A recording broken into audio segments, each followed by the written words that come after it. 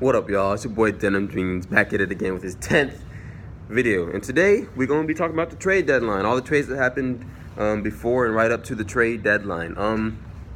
I didn't make a video yesterday about the Tobias Harris trade because I figured that I would be talking about trades for like the next 2 or 3 videos. So I figured it'd just be better to wait an extra day and get all the big ones that happened before the trade deadline into one video, which is why I skipped yesterday. Please forgive me, all my 4 viewers. So the biggest trade, Tobias Harris from the Clippers to the Sixers, man. That's crazy. The Sixers are legit in the East now. They already were. They're top 5 team in the East. They could damn near win it now. They got a starting lineup of Ben Simmons, J.J. Redick, Tobias Harris, Joel Embiid, and Jimmy Butler. That's nasty. Their bench isn't the greatest, but their starting 5 is probably the best in the East. I would take their starting 5 over any starting 5 in the East right now. I would just take like the Celtics or the Raptors because of their depth on the bench. But so the Sixers ship out Shamit Chandler, so a few picks for Tobias Harris, a borderline all-star, who's a perfect fit for the team too. He's a stretch 4, can shoot the ball, can score off the dribble, can score on the spot up with an assist from Ben Simmons. So now you have another knockdown shooter on the team besides just J.J. Redick, because Ben Simmons can't shoot. Joel Embiid is all right for a center. Jimmy Butler, on and off. J.J. Redick was really their only knockdown shooter. So now you add another element, another deadly sharpshooter. It's going to make teams scramble around trying to make sure that they're not just raining down threes on them. Adding the extra threat is huge for this team. Huge. And Tobias Harris ain't that bad at defense either. A little bit better than Wilson Chandler, if you know what I'm saying. I love it. I love it for the Sixers. They're going all in for this year. They're going to have to try and re-sign the 2 players, try to re-sign Butler and Harris after this year. So they're really going all in, trying to win the championship this year. I like it. I love to see the aggressiveness out of them. And to me, that was the biggest, most blockbuster trade of the year, because now the Clippers, who are just outside of the playoffs, like the 9th seed, looks like they're trying to tank, or not tank, but not like they're giving up on the hope of making the playoffs because they know they're not going to do anything in the playoffs, to try to get like a better pick for next year and then start like a more realistic and legitimate rebuilding challenge. So props to the Sixers on grabbing Tobias Harris. Props to the Clippers on realizing that they're not good enough to contend and starting to rebuild more. Next, poor Harrison Barnes, man. He got traded in the middle of the game. He was playing for the team, and in the middle of the game, he gets traded.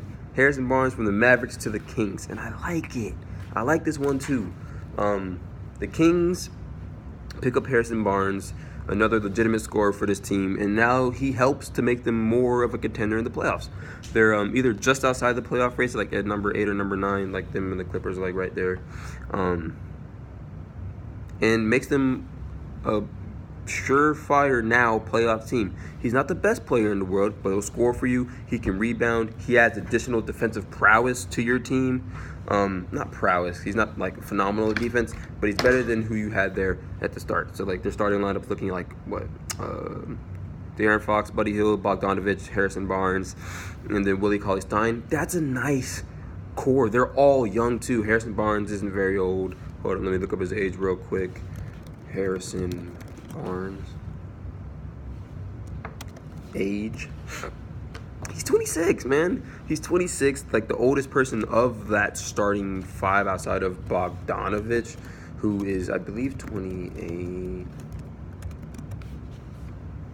Oh, he's also 26. Oh, no. Bogdan. He's 26 years old, too. So him and Barnes are the same age. 26 years old as your oldest player. Like, you have a team that can make the playoffs now. Not going to win anything in the playoffs, really. But they can build on this for years to come, and so when they become 28, 29, Buddy Hield, De'Aaron Fox, Cauley-Stein get better and better. They can be a force, man. They can make the playoffs this year for the first time in a long time, and they become like a legitimate threat in the West in 3-4 years time. I'm excited to watch it. I love the Kings making this move, and the Mavericks getting rid of him. Do they really need him? Maybe, but also they're not going to do anything this year, especially in the playoffs either. So they're just trying to build for the future, which is why they picked up Kristaps. I mean, you have Kristaps to your power forward. Do you really need Barnes anymore? No.